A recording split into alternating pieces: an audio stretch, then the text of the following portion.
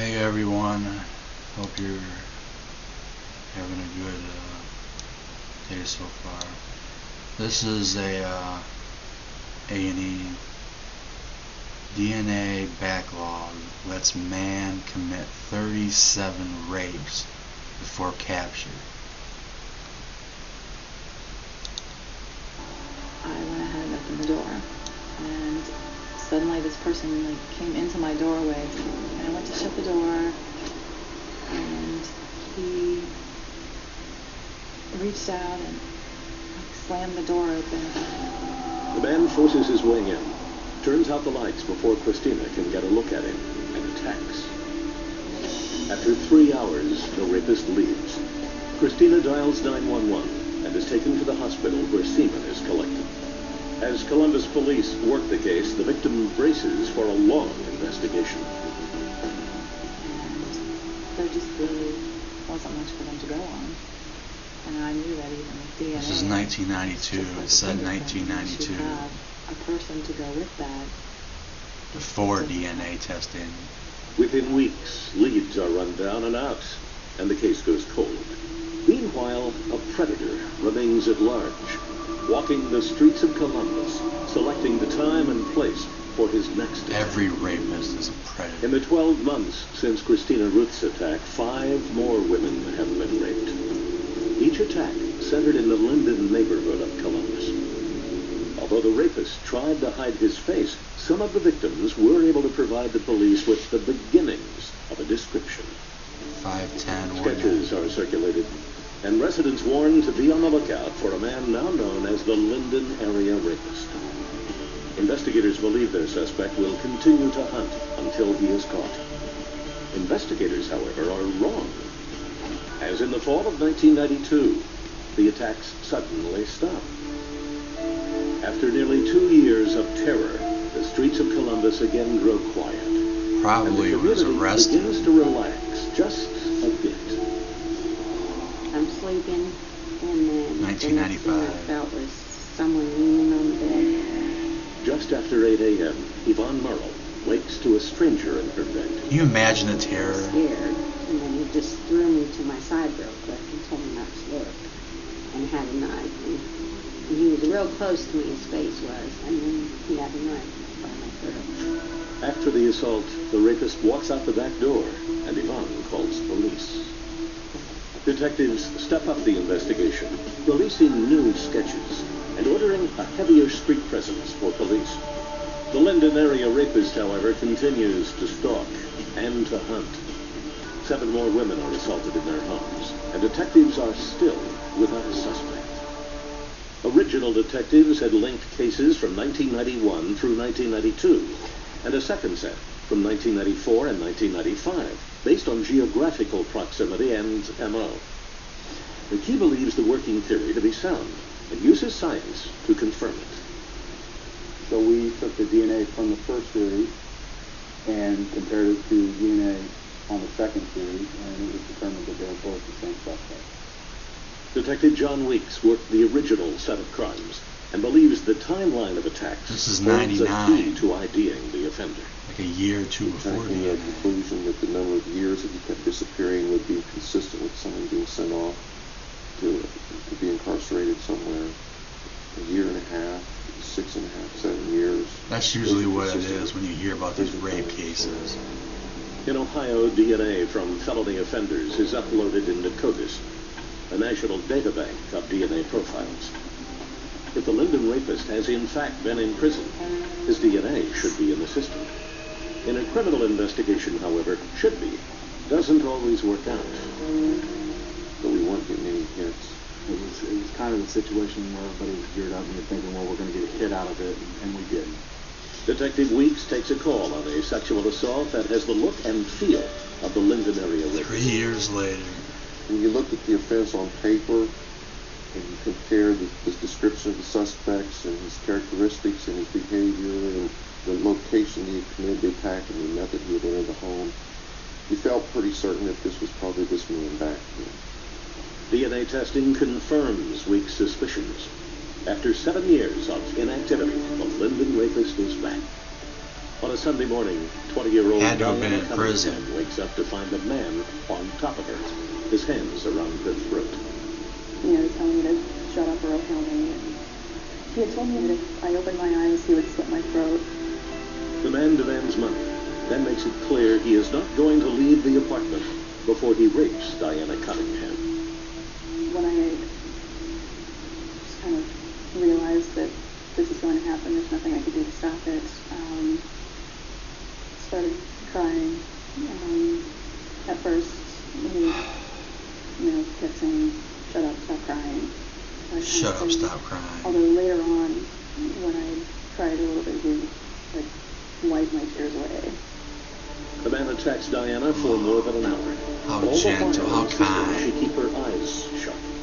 There were times when I knew that he could not see my face, that I did open my eyes and try to see anything that I could.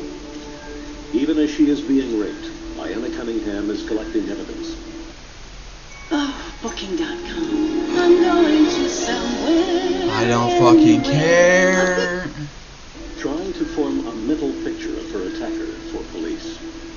During the assault itself, I don't know what he thought I was doing, but I kind of felt around on his head, face, arms, found the scar on his arm. That was another identifying characteristic. I got the bald spot on the back of his head. She also engages her rapist in an almost constant stream of conversation, a ploy she hopes will save her life. I had actually read a magazine article from another woman who had been raped in her own home, and that was one of the tactics that she had used, and I She's remembered brave. that.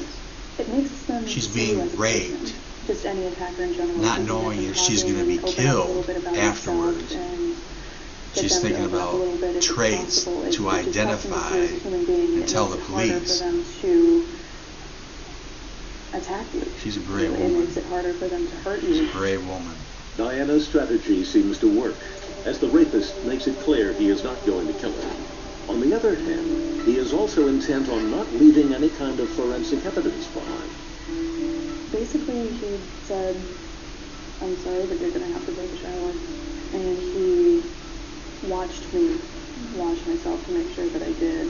And while I was in the shower, wiped my apartment for prints. Actually poked his head in the bathroom to let me know that he was leaving. Told me to lock the door to keep people like him out. I knew there was a house full of just Oh, what a college caring students guy. He's all going to died heaven. across the street, and so I grabbed a knife from my kitchen, went across the street, knocked on the guy's door, told him what happened. They sat with me and let me use their phone to call the police. Stayed with me through the whole thing. Columbus police converge on Diana's neighborhood and immediately recognize the work of the Linden area rapist. A man who has eluded authorities for 13 years. A man whose luck is about to run out. June Rena 2004. Clarkson is a forensic scientist working for the Columbus Police Crime Lab. The first thing she does on Monday mornings is check with the woman who runs the lab's CODIS system. Each weekend, the computer processes any new entries into the database and compares them against unknown rape profiles. On Monday, June 7th, the administrator finds a red star beside the unknown DNA profile pulled from the Linden rapes. A series of at least 19 attacks stretching over 13 years. This is the 3138 in the convicted offender profile, matching the 3138 in the unknown sample. For Rena Clarkson, the forensic hunt is over. The identity of the Linden rapist seemingly established to a scientific certainty. This match was a match at all 13 loci that we look at, as well as the amyloidogen, which is the sex of the sample, which is the best match that you can get. The profile belongs to Robert Patton, a name Detective John Weeks is unfamiliar with. He's a convicted felon who's been in prison in 1995. He entered the Ohio prison system.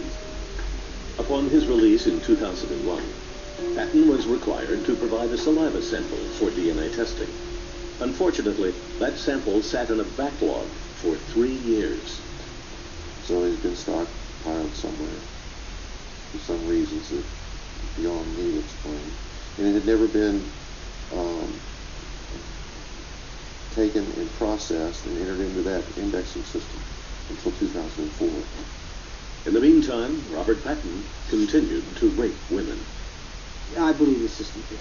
Not advising law enforcement agencies that, yes, we're swabbing your suspects, but we're not running the test from the swabs. And that was never given to us. And that's the failure of the system. Detectives now put their frustrations Shocker. aside. With a warrant in hand, they pull Patton off the streets and sit him down for some Q&A. I mean, I'm not going to dispute any of it. Well, some of you know are you, without a doubt. Okay, well, maybe all of it. I'm not even talking about the burglary. I'm talking about the other way. Burglary. That night, Patton hops in a van with detectives and leads them on a tour of a 17-year career in crime. And detectives discover that Robert Patton's penchant for rape is far beyond anything they have ever imagined. It took us to 69 locations, and of those, 39 were rapes and 30 of them were burglaries. Not every rape victim The list that we were looking at reports and it to the looking police from because they're too scared. was 17 known rapes. During the drive around town, Patton has graduated from terrorizing women in Columbus, Ohio. Look at the smile. This country's most prolific serial rapists, eventually being linked to at least 37 sexual assaults. Weeks deposits him in a jail cell and prepares a long list of charges. When he walked into the courtroom, the first thing he said was, let's get this party started. And he's got this smile on his face. Let's get this and he's party smirking. started. And he's The smiling. judge asks him, how do you plead? And he smiles and says, guilty as charged. In his first court appearance, Robert Patton has not changed his story a bit. Still fully cooperative and willing to plead guilty to the Linden rapes. The It's like next he's time proud. he appears in court, however, Patton is singing a different tune.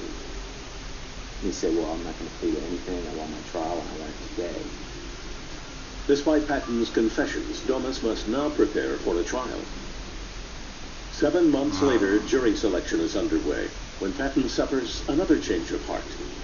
He pleads guilty to 58 counts of robbery and 76 counts of rape and assault, and demands the judge give him a lot of years in jail time.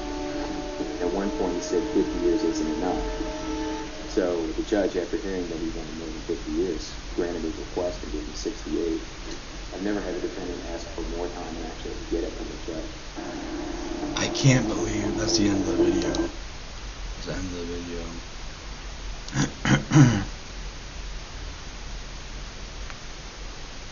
They were only going to give him like 50 years. He looked like he was in his 50s or late 40s. So he would have died in prison, but all those rapes, like 70 total, burglaries,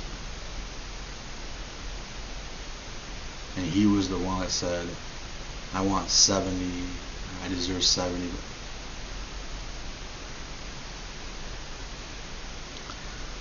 Rapists cannot be reformed.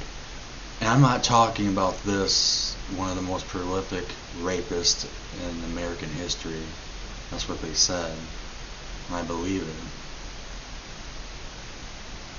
Rapists who rape just one time, will rape again and again.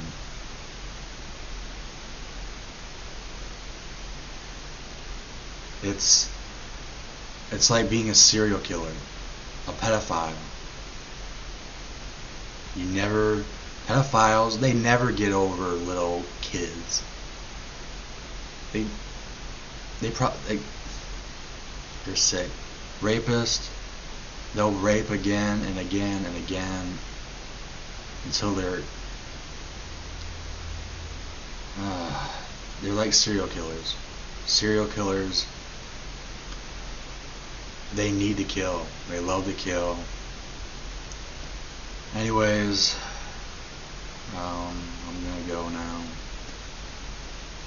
Take care, everyone. Peace.